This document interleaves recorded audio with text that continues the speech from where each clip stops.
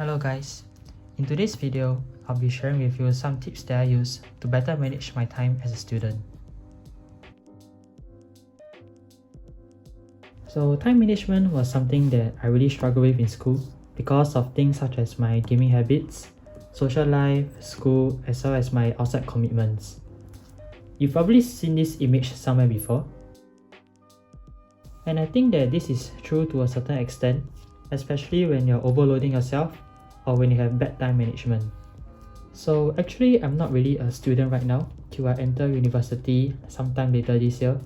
But in this video, I'll just share with you some tips that I've used to help me better manage my time in school. So my first tip for you is to use a planner. This is obviously a no-brainer because scheduling a day is very important. So how I do this is through the use of a to-do list, where I'll just write down everything that I have to accomplish for the day.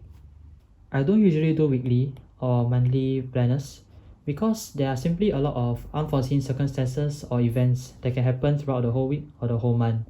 So I find that it's a bit pointless to do this. I will only use these planners when the activities are actually fixed in time. So for example, if every Wednesday I have guitar lessons, then I'll just write it down right here.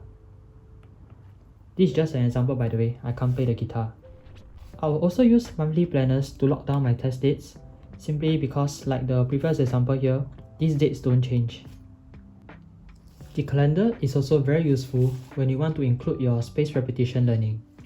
So let's say on the second date, I revise my calculus 1. And I want to revise it 14 days later from now, which will be on the 16th. So then I can include my calculus 1 again, and I'll just input it right here. So this way I can have a macro view of everything that I have to accomplish for the month. So I'll usually just stick to doing a to-do list for the day, simply because it's much more reliable. As for how I decide when to do these activities, I have a video plan on it, so you can stay tuned for that. A lot of times we have all these little bits of pockets of time around us. It could be after a meal or maybe in between lessons, where you have these little pockets of time. And usually, we tend to spend these times in a not so meaningful way. Usually, we tend to spend these pockets of time doing things that we find a bit meaningless. And yes, you guessed it, browsing social media. You see, this little 5 to 10 minutes of time, I bet that most of us didn't want to spend that time browsing social media anyway. We just wanted to find something that is slightly entertaining as well as very convenient to do. Because it's really hard to find something worthwhile to do in this short 5 to 10 minutes of time. And that's why we all choose to browse media. Although the time may be short, you can still choose to make the best out of it. These include things like talking and socializing with your friends, reading a book, studying your active recall questions, or even just rest your mind or just gaze out of the window. Even doing these things has some meaning as well as benefits to it. I'm not trying to tell you to be some productivity addict, but you just need to do something that you want to do in this short 5 to 10 minutes, and not find something to fill your time for the sake of it. So there's this idea about Parkinson's law, which states that work expands to fill the time available for completion. So if let's say you give yourself 30 minutes to solve 1 plus 1,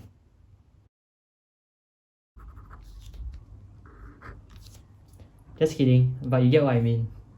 If you don't limit the time that you should spend to complete the task, then you will always feel the luxury to delay its completion. So in a sense, you'll be wasting time. Doing this also gives me a sense of how likely I am to complete my task. So for example, the current me is able to study for about 6 to 8 hours every day.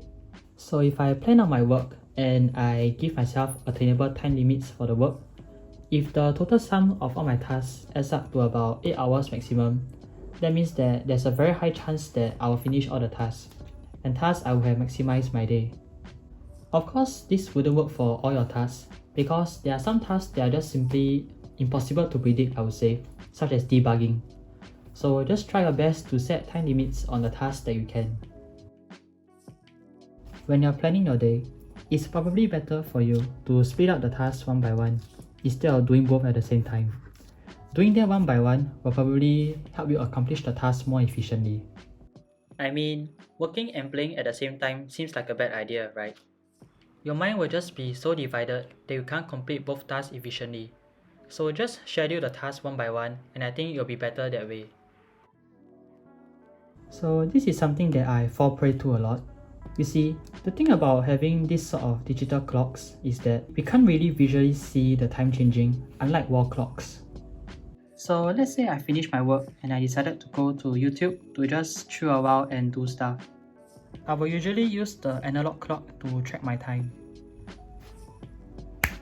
It's suddenly 5 PM. And then let's say at 6:30 PM I decided to go and eat dinner and watch some K-pop at the same time. All of a sudden, it'll become 8 PM. Yes, I know that time doesn't magically travel, but this just shows how much I don't look at the time when I do my activities, especially leisure ones. It's always a good thing to check how much time you have spent occasionally, so that you can track your time usage and also find out the ideal time for your next activity. If you are not mindful of the time will just slip you by. My next tip is that if you can start on an assignment early, then just start early and do it. I know that a lot of students fall prey into this thing.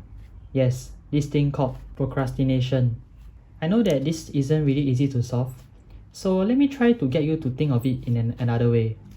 If let's say you have an assignment that is given on Monday and due on Friday. At this point in time, most students will think this way. So much time, why don't I just take it easy first and then just do the work later? Instead of thinking it this way, why don't you try to think of it in another way? Why don't I just go and do the work first? Then I can totally get my mind off the assignment and then go and have a blast, like go and party and do whatever that I want. This is the concept of delayed gratification, which in layman terms simply means to do the hard work first and then just enjoy all you want later. I usually implement this delayed gratification mindset to try to rationalize and convince myself to just do the work first. Another benefit of doing this is that it can help you guard against any unforeseen events as well as circumstances.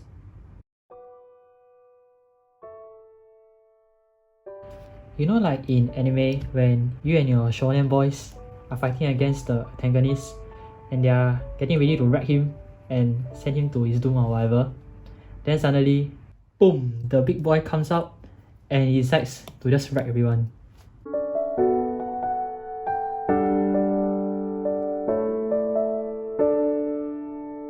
So the same thing can happen to your assignments too. Let's say on Tuesday you're given math homework, you should plan to do on Thursday itself. And this math homework is due on Friday. And then on Thursday, your teachers decided to go crazy and now you have a physics paper as well as an English essay that will be due on Friday. If your class couldn't fight against for a later deadline, then GGWP. Now you have your math homework, your physics paper, as well as your English essay, all due on Friday. If you had done the math homework earlier, then you will have one less subject to worry about on Thursday, instead of pushing everything to the back. So just start early if you can, so that you won't fall prey to unforeseen events like this. My final tip is to encourage you to stop waiting for the optimal condition to study. There's a 99.99% chance that this so-called optimal condition that you are waiting for is probably never gonna come. I actually faced this issue a few days ago, so I thought I would just add it inside this video.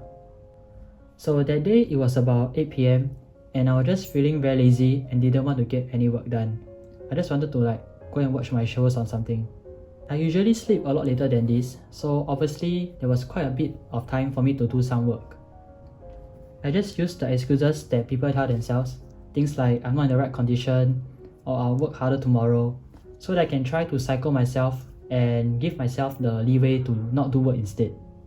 But at that moment I thought, there's no way of knowing what tomorrow will entail. Maybe tomorrow, you might have an impromptu lunch session with your friends, or you might just not be feeling so well tomorrow. Basically, what I'm trying to say is that there may be conditions or events tomorrow that may not set you up for the right condition to study. But does that mean that you're not going to do any work tomorrow? Probably not. You will still try to do the work anyway. So if today you are feeling physically and mentally capable to do your work, then just finish it right now. The so-called right condition probably never comes anyway. It's just our minds being lazy and trying to rationalize with ourselves to not do any work at all. So just fight against your lazy instincts and try to do the work now. So that's it for this video, and I hope that you had some positive takeaways. You can also check out my productive tips video to help you supplement your learning if you want to. Thanks for all the support thus far, and you can drop a like, comment or subscribe if you want to see more of such content coming. Thank you so much and see you. Bye.